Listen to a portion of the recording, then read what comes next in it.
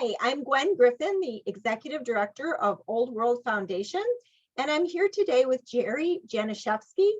Jerry is the president of Big Bear Consulting, and he's also a beer aficionado, and he's on the fundraising committee for the New Arrivals campaign at Old World, Wisconsin. So welcome, Jerry. Thank you, Gwen.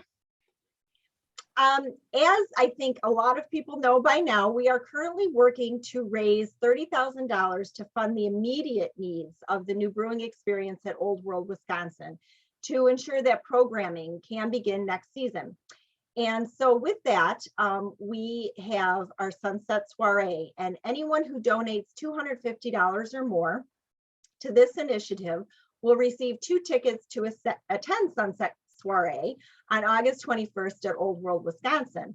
But those who donate $2,500 or more will also be invited to an exclusive evening at Old World, Wisconsin on September 23rd for a beer and food pairing event. So Jerry is going to facilitate that event for us, and we want to talk to him today a little bit about that.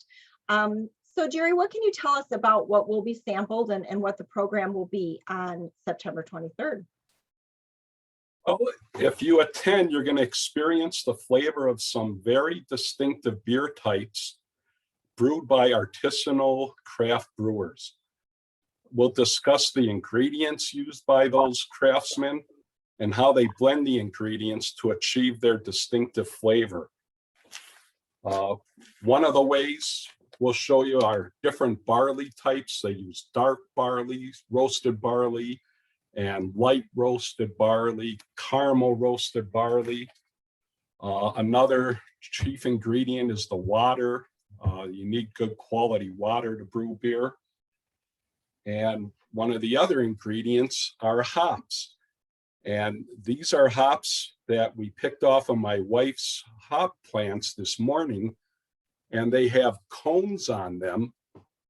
The cones are removed, and inside of them are some seeds called lupulins. And so when you boil these hops, it will add different flavors, different aromas to the beers.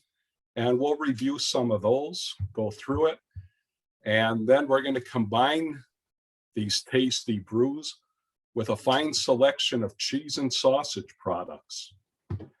So everyone has their own individual palate and preferences, so you might not like 1 or 2 of them, but at least you can say you tried it.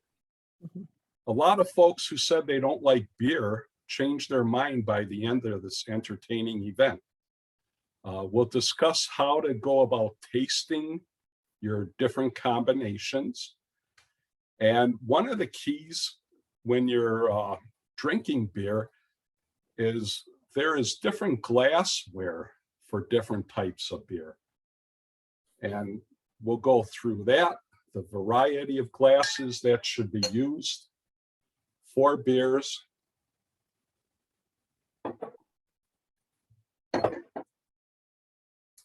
And it helps to enhance the flavor and aroma of the beer in it. People don't know, but drinking from a bottle is really similar to holding your nose, because you miss up to 80% of the aroma and the overall experience of that beer. So beer, cheese, and sausage are complex, and our combinations will usually complement or contrast each of their individual flavors. With the strong German and European presence that formed the population of Wisconsin in the 19th century, it's no wonder why we have all these fantastic cheese, sausage, and beer companies throughout Wisconsin. We're very fortunate. Usinger's sausage alone was started in Milwaukee in 1880, just to give you an idea. And I'm aware of more than 600 different types of cheese and also hundreds of sausage types in Wisconsin alone. So one of our first pairing will be a Hefeweiss beer, and that is poured And we call it the Heffa glass. It's very tall, and that's because Weiss beer is brewed with yeast or with wheat, and it has high protein and it tends to foam a lot. So this glass will have about that much foam in it when it's poured. And it helps with the wide nose to get the good aroma through it. Next will be an Abbey triple type beer, and that'll be served with Gorgonzola blue cheese. And that will pour in a snifter type glass so that you can rotate it and agitate it, get the aromas of that beer. Some beers are served better at a little warmer temperature because the flavor will pop more. And this is one particular beer where I'm not a big blue cheese eater, but when we pair it with the Gorgonzola blue cheese, the flavor of the Abbey triple beer will cut the cheese flavor, and I enjoy it. So it's those types of pairings that we like to encounter for you. I should say the first, the Heffa Weiss beer is going to be served with Swiss cheese and Braunschweiger with rye chips. So that's a real nice complex combination also. The third one will be an IPA beer. Most people either like or hate IPA beers. They're a heavier hop scent. And again, that comes from the hop cones. If they boil them a lot, etc., it'll get more of a bitter flavor depending what type they use. And we're going to use that IPA beer with a habanero cheese. And so it's a hot cheese. When you take the IPA beer and drink it with it, it's going to cut that heat. And the cheese is going to cut the flavor of the IPA. So once again, a nice contrast, and interesting to see how they affect each other. Our fourth serving will be a dark lager beer with some brats and some aged cheddar cheese. So this will be a nice, you'll see how the complexity of the lager beer will melt with the cheese and with the brats. It's a terrific flavor. The final one will be what we call a Belgian quad, which is usually sweeter, has some coffee notes, fruit notes to it.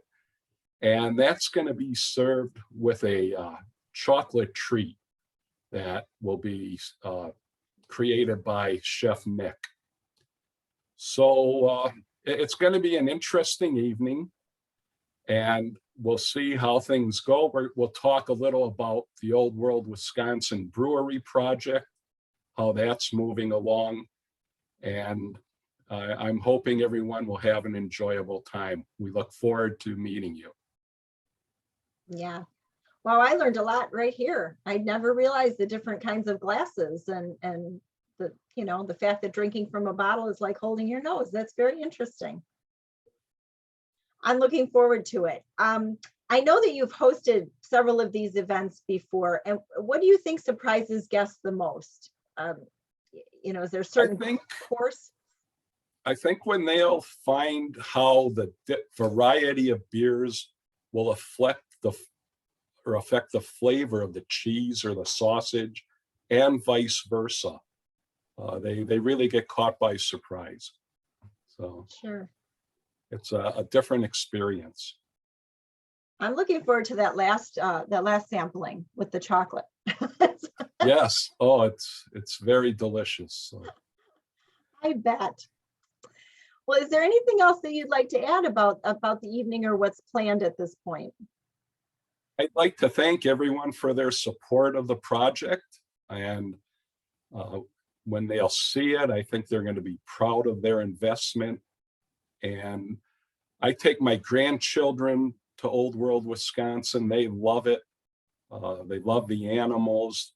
when we do our historic brewing demonstrations out there, they like to get involved. We try to keep it interactive for children, and it's just a good time for all.